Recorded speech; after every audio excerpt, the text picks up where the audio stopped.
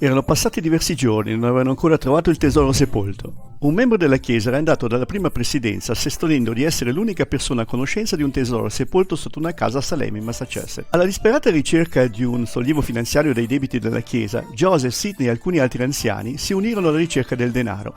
Per quanto strano possa sembrare tutto ciò, la verità è che i pirati nei secoli passati avevano seppellito dei tesori lungo tutta la costa orientale dell'America e la caccia a questi nel 1800 non era cosa rara.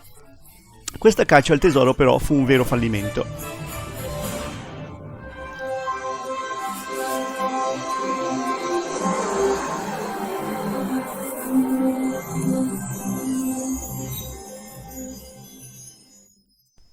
Ok, la chiesa aveva grossi debiti a causa della costruzione del tempio di Kirtland. I termini stavano per scadere e speravano che questo viaggio a Salem potesse alleviare un po' tutto questo fardello. Sfortunatamente, prima di partire, non si erano consultati con il Signore, ma dopo non essere riusciti a trovare il tesoro, gli chiesero cosa avrebbero dovuto fare. Sorprendentemente, rivelò: Io, il Signore, non sono dispiaciuto che abbiate fatto questo viaggio nonostante le vostre follie. Con gratitudine, Dio non ci punisce se prendiamo decisioni sbagliate e Lui può trasformare le nostre follie in buoni frutti. Nella sezione 111 il Signore ha promesso: Ho per voi molti tesori in questa città per il beneficio di Sion. Intendendo le persone a Salem che alla fine si sarebbero unite alla Chiesa. Ora, un altro modo con cui Joseph e Sidney cercarono di alleviare il debito della Chiesa era attraverso la loro pratica comune di fondare una banca, che chiamarono Kirtland Safety Society. Sfortunatamente il panico dovuto al crack bancario nazionale del 1837, combinato con il problema dei dissidenti che cercavano attivamente la distruzione della banca, ne causarono il fallimento. 200 investitori, tra cui Joseph e Sidney, persero quasi tutto quello che avevano investito. Anche se la Kirtland Safety Society non era di proprietà della Chiesa, questa era stata fondata dai suoi dirigenti e quindi molti la consideravano come la banca della Chiesa. Quindi naturalmente incolparono Joseph e Sidney per il suo fallimento e le loro perdite personali. Molti pensavano che come profeta lui avrebbe dovuto prevedere questo problema e salvarli dal disastro. Da questo momento in poi alcuni dirigenti iniziarono a chiamarlo profeta decaduto e purtroppo molti lasciarono la Chiesa.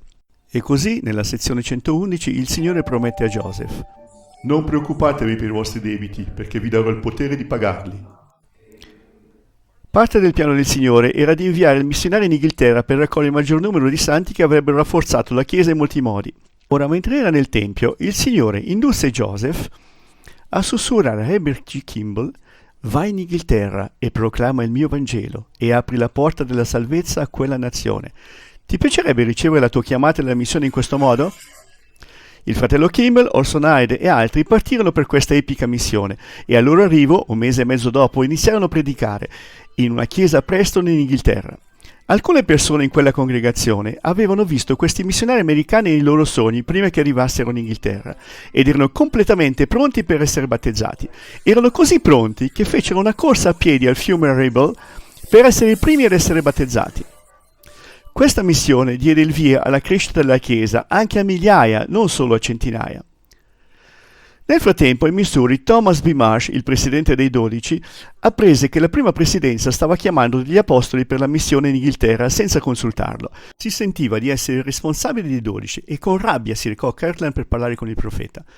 Fortunatamente Joseph fu in grado di aiutare Thomas a capire che in definitiva era Dio il responsabile. Quindi il Signore diede la sezione 112 per castigare amorevolmente Marsh e istruirlo sull'organizzazione del sacerdozio. Thomas addolcì il suo cuore e si rivolse al Signore. Purtroppo, tuttavia, la storia della Chiesa dimostra che Thomas aveva un forte orgoglio e problemi di rabbia, che alla fine lo hanno portato a lasciare la Chiesa e a inviare una lettera incendiaria al governatore del Missouri, Liber Burks, il quale decretò poi l'infame ordine di sterminio di tutti i santi del Missouri. Poiché i problemi con la gentaglia del Missouri aumentavano, 3 membri della Chiesa furono presi prigionieri vicino al fiume Crooked e condannati a morte. Tragicamente, durante il tentativo di salvarli, l'apostolo David W. Patton fu ucciso. Ora, mesi prima della sua morte, all'anziano Patton era stato detto nella sezione 114 di vendere il suo negozio e di prepararsi per una missione. Mise quindi le sue cose in ordine, ma fu ucciso prima che potesse partire per la missione. Tuttavia, avendo obbedito a questa rivelazione, sua moglie ebbe soldi che le permisero di continuare a vivere anche senza di lui. Ma si compì così la rivelazione sull'anziano Patton? Sì, ma non in Inghilterra e non nel modo che più si aspettavano. Su in Inghilterra, Anne Booth, una nuova convertita, disse a Brigham Young e a John Taylor di una visione che aveva avuto, nella quale aveva visto l'apostolo americano recentemente martirizzato David Patton.